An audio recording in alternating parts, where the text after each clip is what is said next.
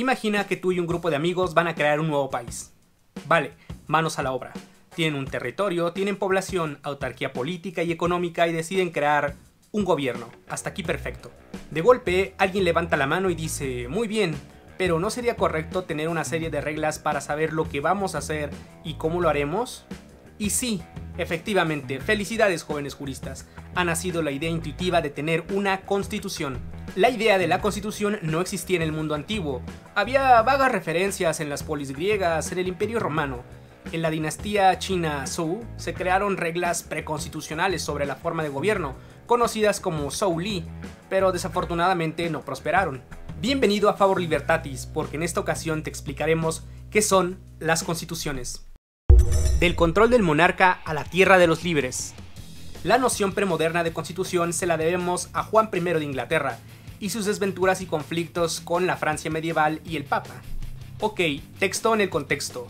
Inglaterra, guerras civiles, paganismo, invasiones vikingas y conflictos con los vecinos del otro lado del Canal de la Mancha. Y es que el despotismo del monarca provocó que los ánimos se caldearan por el excesivo cobro de impuestos, matanzas, ejecuciones arbitrarias, confiscaciones y desde luego la leva. Así fue que los varones, cansados de la situación, formaron una alianza para exigir al rey el beneficio o ciertas libertades para todos.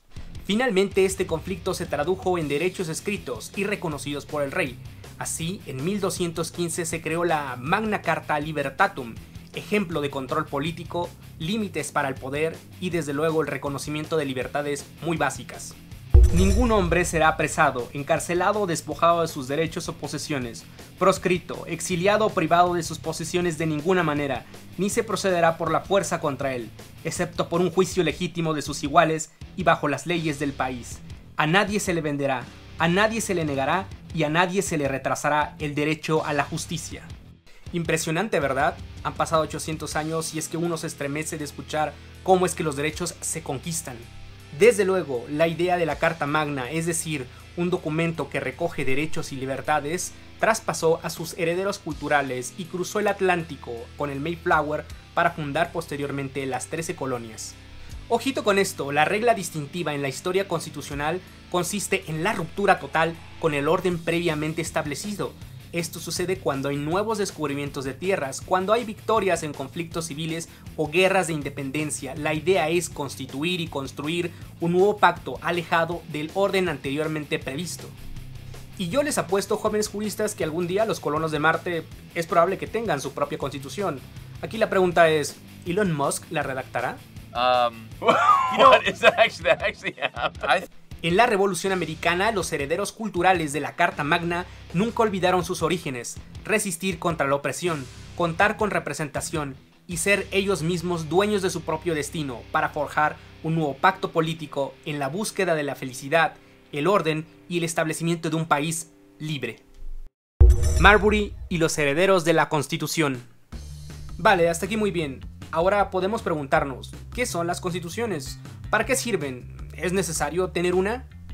Una constitución es un texto o documento predominantemente escrito que configura las bases de la organización estatal, el control político, la división de poderes. En algunas ocasiones, también configura la estructura económica y los fines que pretende alcanzar el Estado.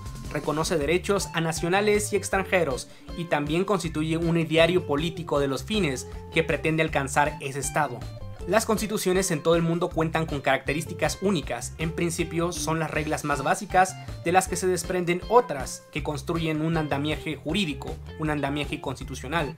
Además, configuran el límite al derecho nacional frente al orden internacional o el derecho de otros países. Y es que también las constituciones son un pacto o diálogo entre las generaciones pasadas y las actuales. Por ejemplo, a Thomas Jefferson no le gustaba para nada la idea de la constitución como algo inmutable, como algo rígido, y es que a su juicio la tierra pertenece en usufructo a los vivos. The earth belongs to the living, es decir, no debía imponerse las reglas de los padres fundadores a las generaciones actuales. Ojito con esto, porque si bien la idea de Jefferson apelaba a la evolución, también justificaba la anarquía política para que los gobernantes en turno hiciesen lo que quisiesen, vulnerando los límites del pacto. Y es que este pacto entre generaciones no podía cambiarse, vulnerarse con cada cambio de gobierno. Esta idea quedó plasmada en una de las más famosas sentencias de la historia constitucional. cuando la Corte Suprema de Estados Unidos falló el caso Marbury vs. Madison, en la que sostuvo que la Constitución no era cualquier regla. La Constitución está escrita. ¿Para qué propósito se han limitado los poderes y para qué propósito por escrito, si los límites pueden ser en cualquier momento traspasados por aquellos a quienes se quiso limitar? La Constitución es o una ley superior, principalísima, inalterable por medios ordinarios, o se encuentra al mismo nivel que los actos legislativos ordinarios, y como otras leyes, es alterable cuando la legislatura le apetezca. ¿Qué tamaño de valor para el siglo XIX, o no? Las generaciones constitucionales. Actualmente es posible dividir el mundo en familias y tendencias constitucionales, partiendo desde una de las más antiguas, la Constitución de 1787 de Estados Unidos, y que sentó las bases sobre el sistema federal y el presidencialismo, y desde luego que inspiró a otras constituciones latinoamericanas o de Europa. En Europa, la Constitución francesa de 1791 llegó tras la Revolución. España presentó la Constitución de Cádiz de 1812 como un intento desesperado de unir a americanos con peninsulares, aunque desafortunadamente 20 años más tarde prácticamente todas las colonias ya se habían independizado. Ya en el siglo XX, las constituciones de Weimar, la bolchevique y la mexicana de 1917 comenzaron a reconocer derechos de carácter social. Después de la Segunda Guerra Mundial se crearon las constituciones de la posguerra. Italia, Francia, Alemania, Japón, China y Corea del Sur estrenaron sus respectivas constituciones.